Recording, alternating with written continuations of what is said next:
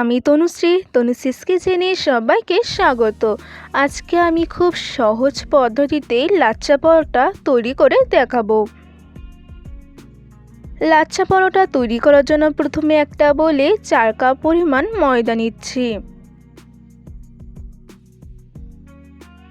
2 table spoon লবণ, 1 table spoon চিনি আর 2 table spoon সাদা তেল দিয়ে দিচ্ছি। ময়দার সাথে চিনি, লবণ আর সাদা তেল ভালোভাবে মিশিয়ে নেব।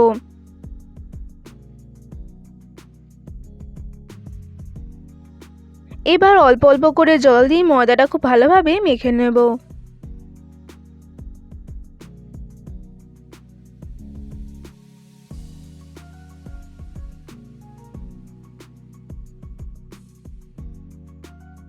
ময়দাটা খুব ভালোভাবে মেখে নিয়েছি। আধ ঘন্টার জন্য ঢাকা দিয়ে রেখে দেব। আধ ঘন্টা হয়ে গেছে। আধ ঘন্টা পর আবার ময়দাটাকে খুব ভালোভাবে মেখে নেব।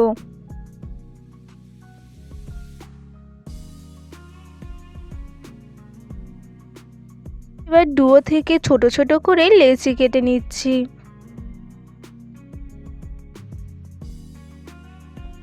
লেচিগুলো এক এক করে গোল করে নিচ্ছি। বাকি ডুয়ো থেকে ঠিক একইভাবেই লেচি কেটে নেবো, কেটে গোল করে নেবো। সবকটা লেচি গোল করা হয়ে গেছে। এক এক করে প্লেটে লেচিগুলো তুলে নেব আর একটা লেচি চপিং বোর্ডের উপরে রেখে দেব।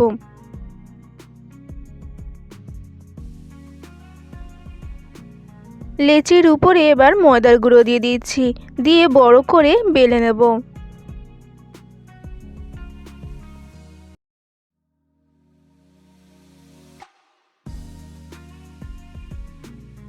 বড় করে পাতলা করে বেলে নিয়েছি। পিৎজা কাটার দিয়ে এক সাইড দিয়ে সরু সরু করে কেটে নিচ্ছি।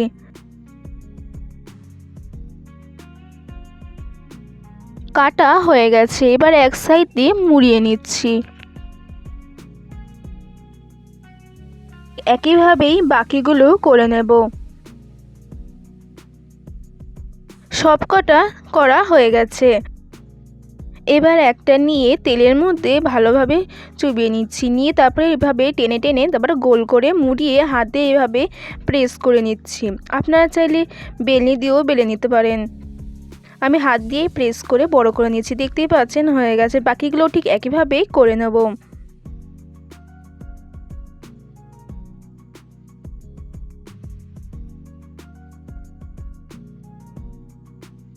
ইন্ডাকশানে তাওয়া বসিয়ে দিয়েছি। তাওয়াটা গরম হয়ে গেলে পরোটাটা দিয়ে দেব।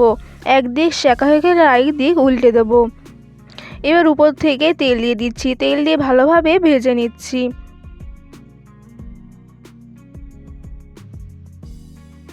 লাচ্ছা পরোটা তৈরি হয়ে গেছে। বাকি পরোটাগুলোও ঠিক একইভাবেই তৈরি করে নেব।